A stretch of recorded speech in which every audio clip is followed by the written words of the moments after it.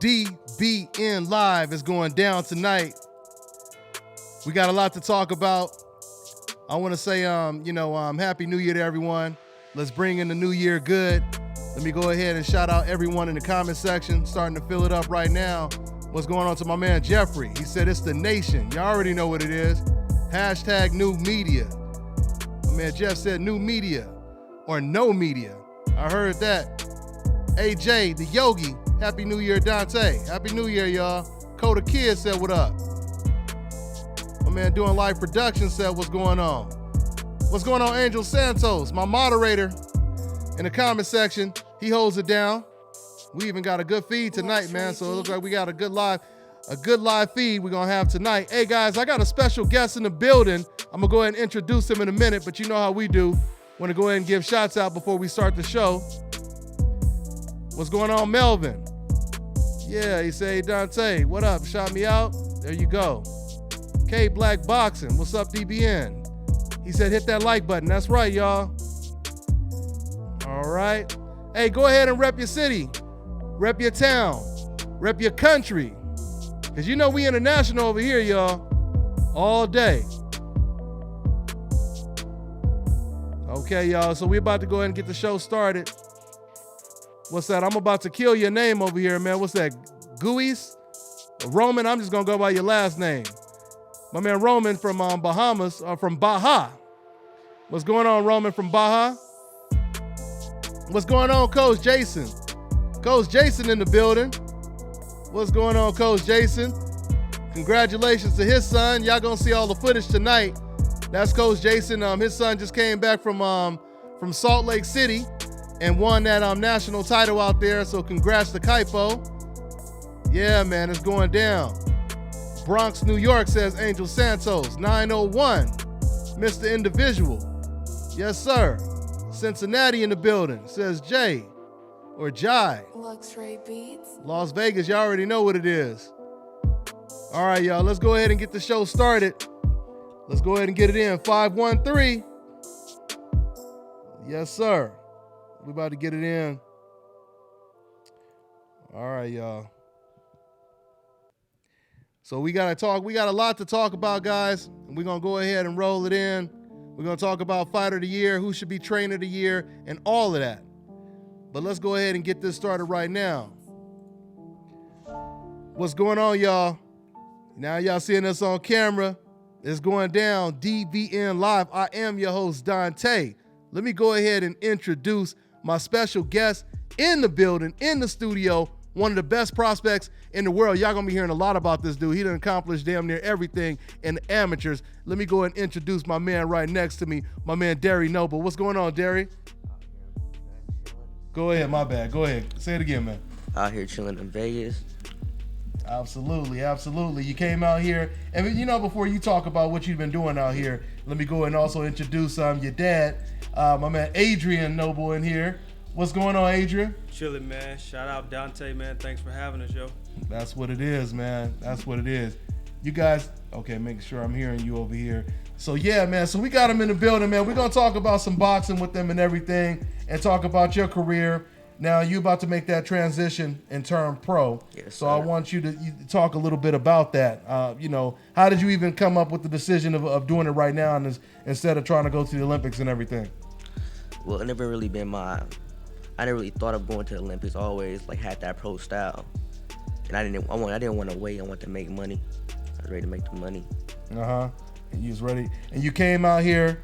Tell me about the experience you coming out here to Las Vegas. You guys came out here to get some work and everything. How did that play out? No, we couldn't get no work out here because nobody wanted to, nobody wanted to spar. But we out here trying to showcase our skills. And that's because they seen that highlight video I got of you, man. I shouldn't, see, that's what and then on top of that, Derry, you come out here and then you go to the Mayweather gym with that USA boxing shirt on, man. They know that's trouble, man.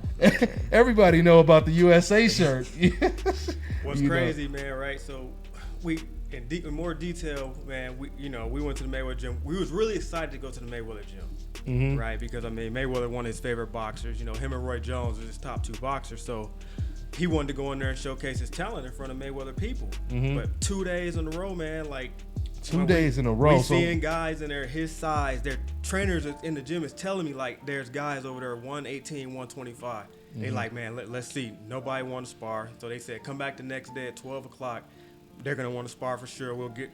Didn't want to spar, so man, he basically just worked out in front of a couple of the legendary trainers in there. Eddie Mustafa checked him out, complimented him. Me and him talked about some things, and it was good. But we got work from one kid out here. Actually, man, he was 14 years old, but he was a bigger kid, tall kid, man, tallest Filipino kid I've ever seen, man. Fights at 125 pounds. But he's from the gym pound for pound, and he was nice. So I gave him a shout out, man. His name was DJ. I don't know. DJ. No, PJ. PJ. PJ. It wasn't DJ. Nah, PJ. You sure it wasn't DJ? Because they have a DJ over there I think too. it was DJ. He said PJ. Was he Filipino and black?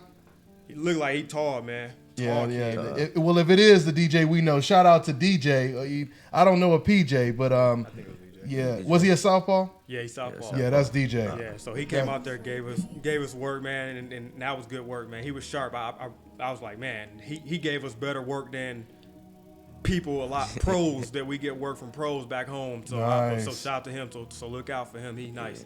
Yeah. That's what it is, man. So since I'm talking to Senior over here, talking to your coach and everything, so I asked him the question already. I want to ask you. So yeah, why did you decide you guys should go pro as opposed to the route of going to the Olympics and all that? Man, basically, man, we people of faith, man, and we've always dreamed and had vision. The Olympics was never in our vision. It was never my goal to make him a great amateur. Okay. I got a lot of respect for the amateur game, and that's where you get your experience, but that's all it is to me, is experience. It's always been about making him a great pro, because at the end of the day, nobody remembers an amateur. You remember a professional boxer. So I'm like, and then when they changed the rule with, no headgear, I'm like, for the Olympics, you want them to fight with no headgear but not get paid? You know what I mean? So, I mean, they just started changing things, and it's so much politics into it. I'm like, he's hot and he's good, and they wanted him to be on the elite team, but I'm like, at the same time, it could be another hot prospect, and they can be like, oh, we want to ride with him. You just never know how it's going to sway. So I'm like, why wait 2 years and take that risk when he's ready for the pros now? Because I've been building him to be a pro all this time. So Absolutely. And what division is he going to be fighting at again? 118. We're trying to make that leap at 118. He still can make 115. He probably can even still make 112 because he walks around only at 125. So he's naturally a light guy, but I know realistically it's easier for him to stay more active at 118. The bigger you are, the more active you can stay. But if the right opportunity came up for like 112, 115, and they were talking like title shot, man, we would jump on and take it quick because within a year or two, he ready for a world title shot. Within a year or two, already. Oh, so man, y'all on the fast track then. Yeah, we trying to move quick. We ain't trying to waste that much time. We'll slow it down a little bit once we hit 122, 126. Let him body grow a little bit. But these small weight classes, man, we trying to move up quick. Man, you comfortable obviously with that? Then that's a rhetorical question, but Comfortable with it. Yeah, Run through it. You ready to run through it, huh? Through it. Yeah. I mean, so do you spar with a lot of these pros or what? Well, I know you because you a lot of times you're not close to them. I know you a distance away. Were you out in where you at? Where you guys based out again? Okay. Cali. That's what. Yeah. Well, so actually, yeah, you guys are next to all of them. Then I thought you was. Yeah. It ain't like you somewhere down south or something like that. So you guys get a lot of work when it comes to the pros, or. Yeah, we get there's 3 pros. Jobert Alvarez was a real good pro. Oh, okay. But he's back in the Philippines right now. He's trained by Nonito Donaire father, so Nonito Sr. Okay. And he was giving us great work for a minute, man, as we was up and coming. And he used to school my son, man. I ain't gonna lie. Because my son was real small then. He really was like 108. And what a lot of people don't understand, man, is guys, they small on fight weight, but they big in person. So when we set the sparring up, when we actually walked in, I was kind of like, shocked a little bit because I'm like, man, he like 135. My son was like 108. But I was like, man, it's good. But that's what you need though to be a young, hungry champion. You need to test yourself, iron sharp iron. I mean, that's just like today. I mean, the other day, we walked in. Dude was like, I'm 14 years old, man. In my mind, I'm going, man, I don't know if this is gonna work out well. And then he shocked us. I was like, oh, you better tighten up, champ. I was like, he shocked us a little bit. So that's what it's about, man. Getting out there, getting that different experience, man. Age, size, man, that all matters, So Yeah, absolutely, man. Absolutely. Speaking of all this pro talk and shocking you and all that kind of stuff. What did you think? You called it when it came to the Lomachenko versus Rigo fight, Adrian. So now reflect back on that, what you had said about it and everything, and how it turned out. Yeah, man, we had conversation. I was live on your show, man. We was talking about that fight. I always tell people, don't bet with your heart. Bet with your mind. Boxing is science, but it's not rocket science. I tell people all the time, all you got to do is look at the numbers and look at the science, right? He was 2 weight classes bigger. He was a lot younger. He's been more active, right? I mean, so everything that you think about in every category, he had every advantage. Skill for skill, they was equal. So I told people, man, I'm like, I like Rigondeaux. But I'm like, man, I'm not betting with my heart. Just because I like him don't mean I'm going to root for him and think he's going to win. I'm going to put the facts out there. I knew he was going to lose, and that's how I bet, man. Some of my favorite fighters I bet against because I'm like, I go with the science and I go with the numbers, Oh, yeah, I mean, you're right. There's no doubt about that. I mean, that's like when Golovkin fought Curtis Stevens, I mean, I picked, of course, Golovkin to win the fight, It would have been nice if Curtis would have won. I would have rooted for him. But my prediction was a breakdown that Golovkin would win the fight. Because like you said, it's a difference from basing it on logic and basing it on emotion. No doubt about it. Derry, what was your thoughts on that fight, man? The Rigo-Lomachenko fight. I'm thinking he going to school and just sharpshoot him all day. But he said you thought Rigo was going to? He's going to sharpshoot him like he do everybody else. But and it's crazy, Derry and Adrian, because I think some people was also trying to figure out when Lomachenko lost to Salido, was that just a fluke? Was that just him only getting acclimated to the pros? And if he could lose or even struggle against Salido, then imagine what, some elite fighter like, Rigo would do despite all of the disadvantages. But I guess that's probably the only reason why some people probably thought Rigo had a chance. And like you said, a lot of it is mixed in with, with emotion and wanting them to win as well. Just knowing that, once again, he's playing the role of Cinderella, in the story. Yeah. So, and what a lot of people don't tell, why he lost. Like, we seen, nobody really backed him up yet. We really seen them, backing up. Like, somebody backing him up to the ropes and stuff and banging him. Lomachenko, you mean? Yeah, Lomachenko. Like Salido kind of did. Salido did. Yeah. And a lot of Europe, and you could probably speak on this. You got an international experience, right, Derry? Because Virgil Hunter, he told me that a lot of the Eastern European fighters, they're not used to the inside work, because a lot used to it. Yeah. They always say work on their body, tag their body. They not used to getting hit with all that. And that's kind of, like I said, once again, and see, that's the thing. And I said it in my post-fight video. Rigo did everything. It's funny because Loma actually gave Rigo the blueprint on his best chance of beating him. He's like, you're gonna have to fight me. He said that before the fight. And Rigo being the shorter, like you said, the older, the smaller guy, he was trying to counterpunch him. You know what I mean? And he didn't try to make him uncomfortable like Derry just said Orlando Salido did, right, Derry? So that's pretty much. It's styles, man. I always tell people, styles make matchups. And what people forget, man, I tell people all the time, boxing is 90% mental. It's the mental aspect of it. And I'm going to tell you what happened. Rigondeaux got caught with some shots early, and they don't look like they hurt, but they hurt. And they stun him.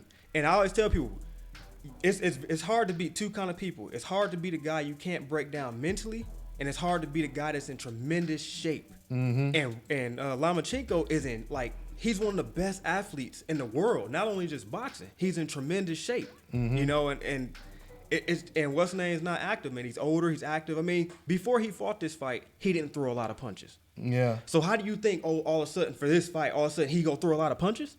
And it don't work that way. And he didn't have too many rounds either. Yeah. I mean, his last two fights only last like a round or something like that. So. Yeah. Once again, for everybody, I'm just tuning in right now. You guys are listening to trainer Adrian Noble, and we had one of the best prospects in the building, my man Derry Noble. Let him know what it is, Derry. You about to turn pro and everything, and it's about to go down, right? That's right. Yeah. Came out here to Vegas. Once again, for everybody just tuning in, he came out here to Vegas to get some work, man. And I appreciate you stopping by the studio, man, so we could go ahead and, get this documented, before you become pound for pound, one of the best fighters out there. So speaking of being pound for pound, so who's some of the fighters that inspired you coming up? And you would say you took a little bit of their style to create your own, Derry. I like Floyd Mayweather and Roy Jones Jr. Okay, and that's speed, man. You got that crazy speed. I mean, is that just something, from the jump that you had, or what? I always had it. Yeah, that's what it is, man. God gifted, man. God gifted. You can't teach speed. You can't teach speed. That's God You can't gifted. teach speed. Yeah. That's for sure. That's pretty much what it is. So, we got to give out some of these awards, and we're gonna go ahead. We're gonna talk a lot more about this towards the end of the month. But just since we was talking, before we went live, Adrian. So you agree with ESPN's pick, of course, or you tell me. They have Terrence Crawford. Well, I'm talking to both of you guys, but they have Terrence Crawford as Fighter of the Year. Your thoughts on that, Derry and Adrian? Well, he kind of surprised me because he came in, he just took everybody out. I feel like, pretty much. Yeah, he moved up. He continued to move up in weight. Especially when he fought Gamboa. I'm thinking Gamboa gonna get him because of speed. Mm-hmm. That's where it started for. I think that was because Gamboa.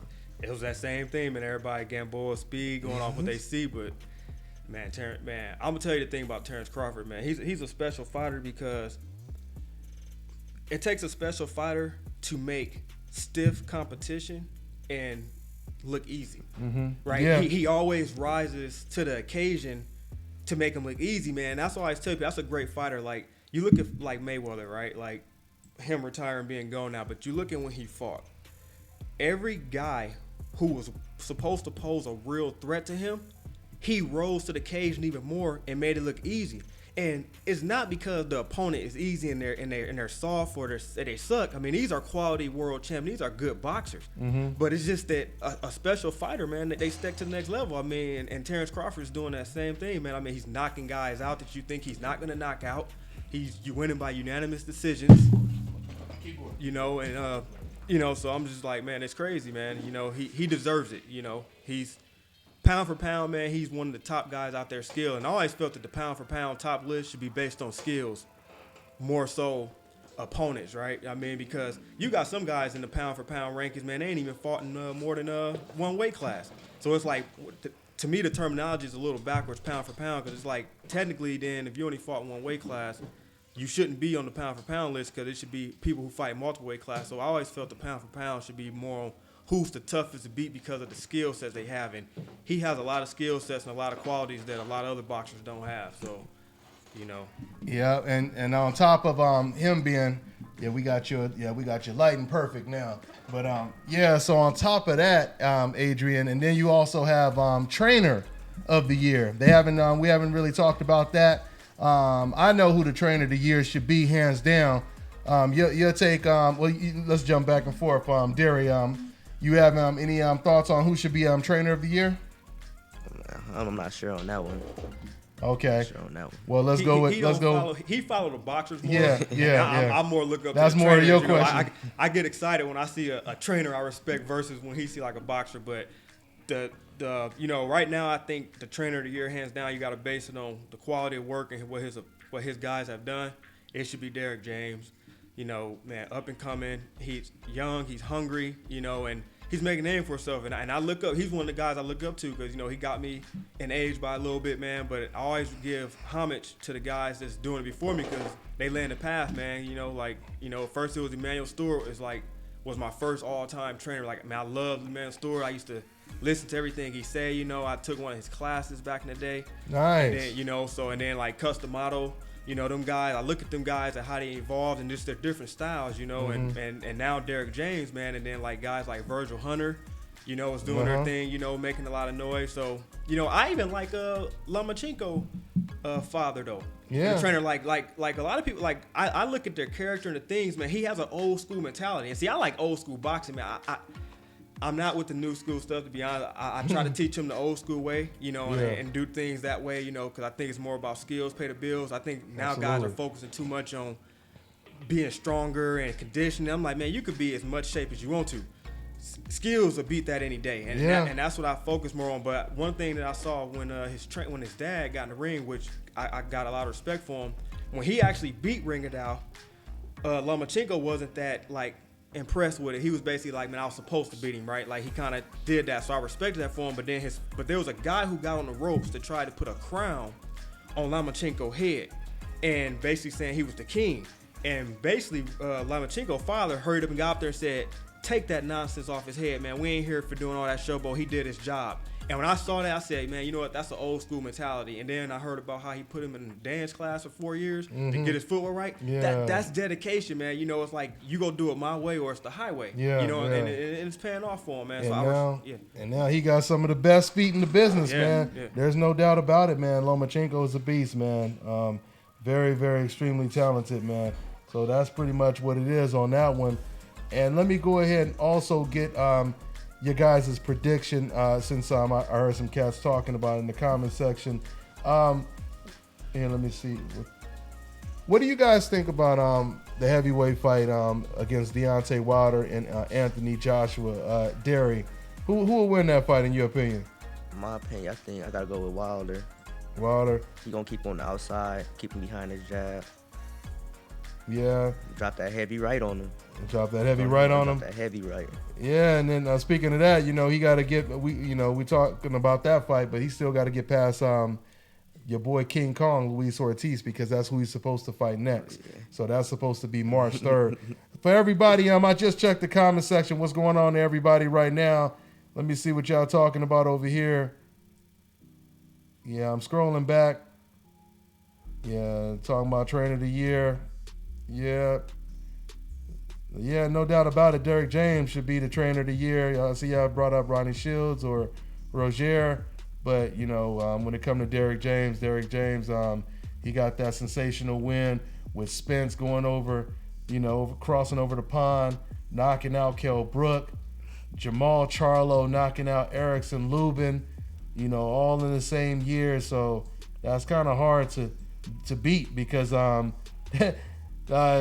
Adrian, that Jamal Charlo hammer, that was like candidate for knockout of the year. Man, you hit it was right so on the unexpected. nail. It's the way his fighters are beating the guys. Mm-hmm. I'm like, to go over to another country in that kind of a hostile environment, and get a stoppage. Super hostile environment. Kell Brook is not no chump. Yeah, Kell Brook, he the only one that beat Sean Porter convincingly. Because. So that tells the quality of him. And then he hung in there with Triple G, which was a much bigger guy.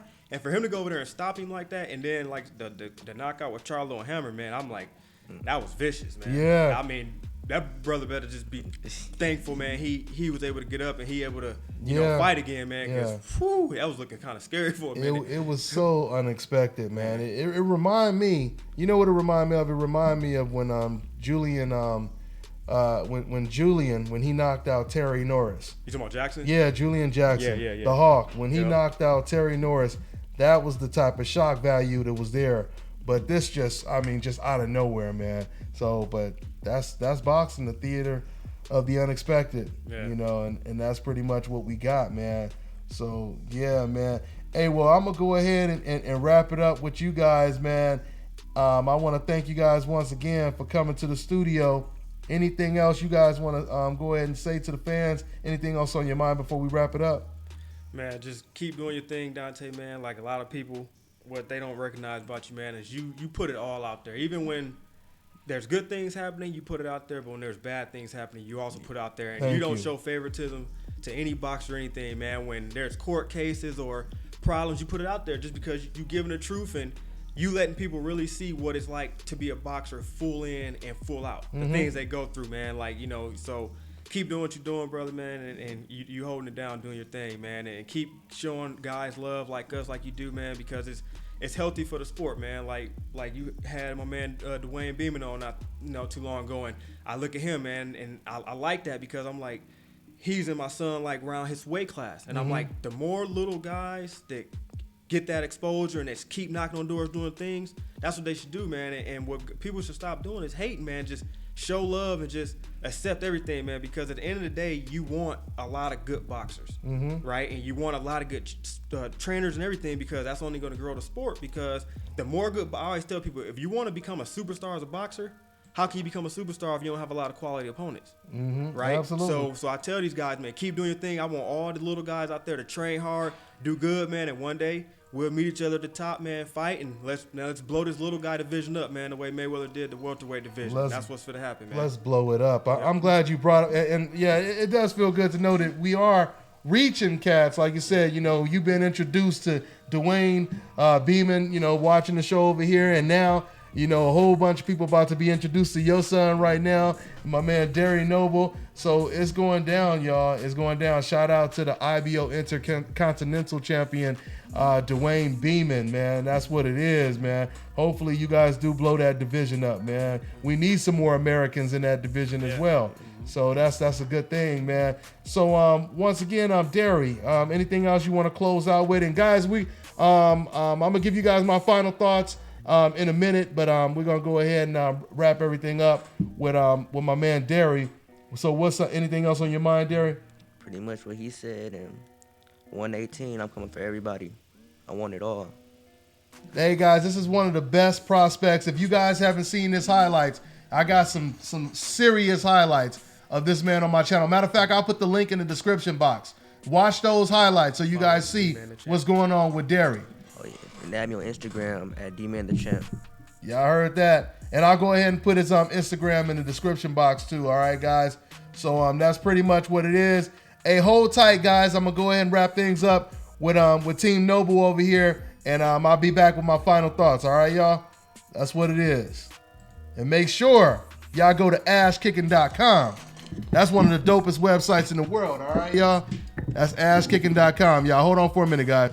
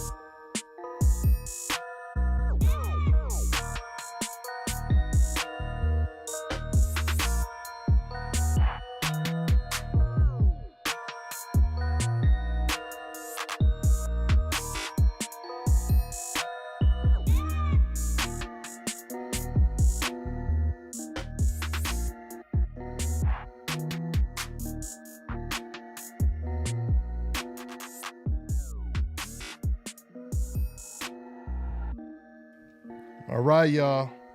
We back. We are back, man. Welcome back, guys. Took a couple days off for the holidays. Let me go ahead and give out a post Merry Christmas to everybody. Let me go ahead and see what's going on in the comment section. So for all you guys that just missed it, I just had another great prospect who's about to turn pro. You guys could check out his highlights on my channel, Derry Noble. He's one of them small, he's a bantamweight. I believe actually he's a junior bantamweight. When he's fighting at 118, I believe. But he's a beast. He's a beast. I'm talking about Fast and the Furious, man. He got that, that type of slick style with the speed, the agility, of course. He's a beast, man. He's a beast. So shout out to my special guest that came to the studio and hung out with us. What you guys talking about over here in the comment section? Shout out to my moderators. My man Connor Nick Gregor, what's going on? My man CSM J Dog, what's going on? Yeah, man. I got you want to say what's up real quick, Remy? I got Remy over here. He in the studio. Let him say what's up real quick to everybody. Yeah, what's up? What's going on? Team Williams in the building. What's good with it, Remy? Been going good. I just got back from practice like 2 hours ago. It's cool. I'm just working out here, Just trying to get my grind up, trying to be better. You feel me? Trying to get better. Yeah, that's what it is, man. Well, keep doing the good stuff, man. In your basketball and everything. But yeah, man, I just wanted to let you go ahead and say what's up to everybody. Go ahead and let them know where they can follow you, man. Hey, follow me on Instagram at Remy Sunoku Sun. It's REMYSUNOKU_SAN. And follow. If they can remember all of that. Yeah. I'm out. Yeah, we just made up a wild one on the fly with that one right there. So yeah. Anyway, y'all, that's pretty much what it is on Rim Slim. Yeah, man. Anyway, I just wanted to go ahead and say what's up to you guys. Shout out to boxrunner.com. Get your box runner shoes. Them are some dope shoes right there, man. Them are some dope shoes. Yeah, man. Once again, I know it's after Christmas, but yeah, Merry Christmas to everybody. I appreciate that. J-Dog. Yeah, man. Yeah, just making sure you guys can hear me clear right now because I got a bad... YouTube has been tripping, man. YouTube has really been tripping with the stream quality. I don't know why, but lately, I'm getting a whole lot of lag. I get that. You get that red bar that pops up, which shows, the stream is not the best. But yeah, anyway, y'all. So yeah, congratulations to Terrence Crawford getting, Fighter of the Year. I know, unfortunately for ESPN's Dan Rafael, at least unfortunately for him, a lot of pressure was put on him. So it made it very hard, I'm sure, for him not to give it to Terrence Crawford because he was just under, so much fire when it came to some of the comments that he made when your boy Lomachenko beat Rigo. So, yeah, that's pretty much what it is. But once again, man, I'm going to go ahead and get ready to wrap this up. Before I wrap it up, yeah, man. Yeah, Angel. I'm waiting for mine too, Angel. My man Angel said he got them low tops coming in. He talking about them box runner shoes. Yeah, he already put the link in the description box, man. Make sure y'all go to boxrunnershoes.com. That's boxrunnershoes.com. Yeah, man. Yeah, like I said, man, I just wanted to basically say what's up to y'all. I wasn't planning on staying on here too long. Let me see what's going on. Keith said, Khan, bigger cherry picker. Is Keith comparing him cherry picking or the accusations of him cherry picking to Amir Khan? We need some old time heavyweight on show. We need some old time heavyweight on the show. It's Tyson. Speaking of some old time heavyweights, I just had a real good interview with the former heavyweight champion of the world, Hasim Rahman. So I need to go ahead and upload that. He had a whole lot to say. He talked about everything. So that should be pretty cool to see. Here, let me see. I'm getting distracted. I'm trying to read the comment. Is Rios a cherry pick for Garcia? That's almost a rhetorical question right there, man. What's that? Tyru? Is that your name? Yeah, man. That's a rhetorical question. Danny Garcia, I don't believe that Danny Garcia, unless it's for, some type of severance pay, some type of severance check, I don't see Danny Garcia getting in there with Keith Thurman again or your boy Errol Spence. I think he will continue to fight the Brandon Rioses until he retires. I mean, I believe it was a lot of pressure on Danny Garcia to even take the Keith Thurman fight. And, we seen Danny Garcia that was a lot more reluctant in that fight. And I don't think we'll ever see him in there again with a fighter on that level at the welterweight division. If we do see him in there with somebody on that level, it might be at 140 or something like that. If Garcia could even make 140. You know what? I'll be honest. I just seen the title of Mayweather and Sugar Ray getting into it, but I didn't even catch that. I didn't catch that interview, or I didn't catch the conversation, so I don't even know what they said. All I know is I know Floyd Mayweather. He said long time ago that he would have beat Sugar Ray Leonard. You know, I know he said that, and that created a whole lot of buzz, and a whole lot of people were shocked that Floyd would say something like that. And then Sugar Ray Leonard, he said back in return, he said, that's what you're supposed to say. I would expect him to say that. I wouldn't expect him to tell people that, you know, he would lose or whatever. So that's what Sugar. But yeah, you guys could let me know in the comment section what was said. Yeah, I didn't even listen to the conversation. I just read the headlines that, you know, Floyd Mayweather and Sugar Ray Leonard had a heated little debate or whatever. Floyd tripping, he provoked it. He said he provoked it for no reason. Yeah, like I said, once again, I didn't catch that. I'm just reading the comments right now, guys, before I get up out of here. Once again, man, Merry Christmas to everyone. Happy New Year to everyone. Wishing that everyone has a great 2018. We're going to keep grinding. We got a whole lot more fights. It looks like 2018 is going to continue right where 2017, ends. It hasn't ended yet, but you got Deontay Wilder, who's going to fight King Kong Ortiz. That's already starting off the year good, at least in March. There'll be some more fights. You got Errol Spence. You know, he the one really starting the year off. Errol Spence against Lamont Peterson. Congratulations to 2017 Fighter of the Year, Terrence Crawford. Congratulations to 2017 Trainer of the Year, Derek James. And we're gonna talk about all the other fighters that won the 2017 award in their categories. We got Knockout of the Year, Prospect of the Year, Upset of the Year, Fight of the Year, and what else? Let me see. My man said keep the content rolling and set this 2018 boxing media shit on fire. I appreciate that, Reggie. Burchell about to fight Roman. Yeah, Roman. This is. I was gonna say this is the beginning of the end, but the beginning of the end is when he first lost to Visay. It's pretty much a wrap for Roman now.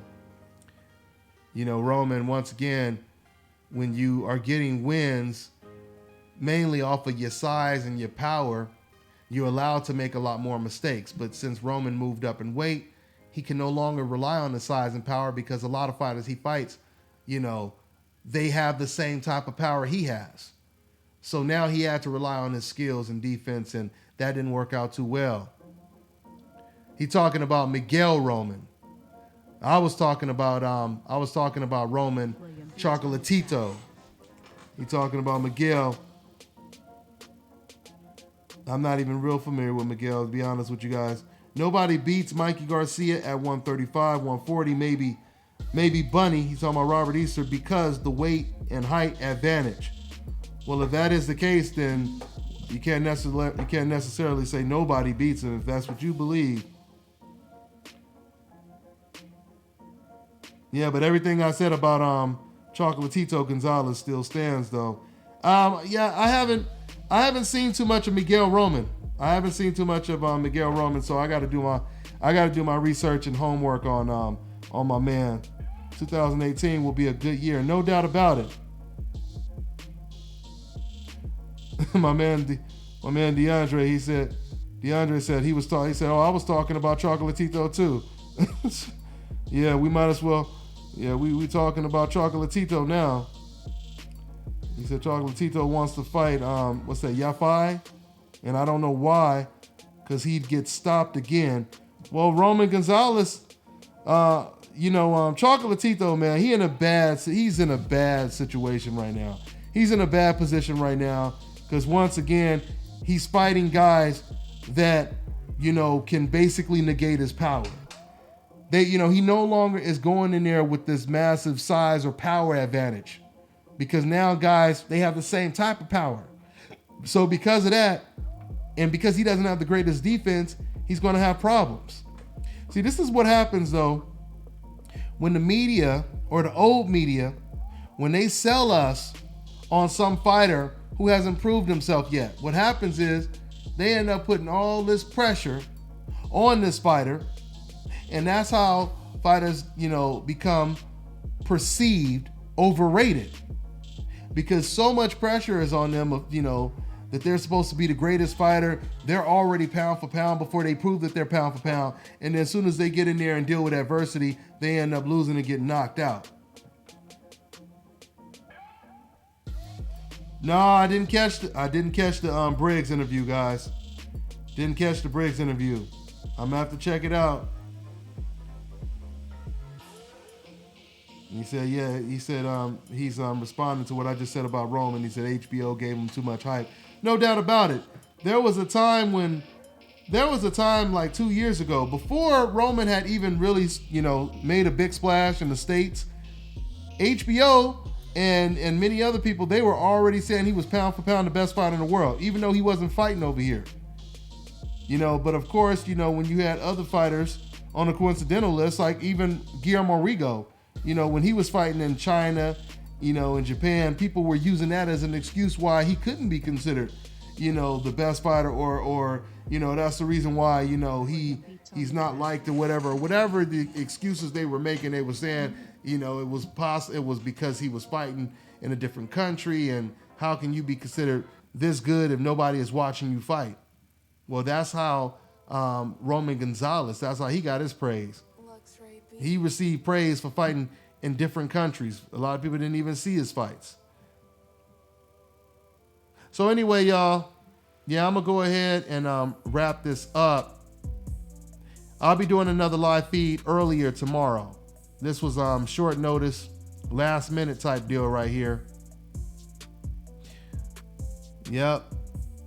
So, hey, man, I want to thank you guys for always tuning in, man. I really appreciate everybody supporting Deontay's Boxing Nation, hashtag Deontay's Cooking Nation, new media, hashtag Decaf Busters, hashtag Deontay's Muscle Nation. Go ahead and follow me on my Instagrams too. You can follow me at Deontay's Boxing Nation on Instagram and Deontay's Muscle Nation. So that's pretty much what it is. But I'm gonna go ahead and wrap this up, y'all. I'll be back on here tomorrow. We'll do a live feed tomorrow. And I may even go ahead and open up the phone lines tomorrow. But that's pretty much all I got for now, y'all. I'm on to the next one. Y'all already know what it is. It's the Nation, baby. Yep.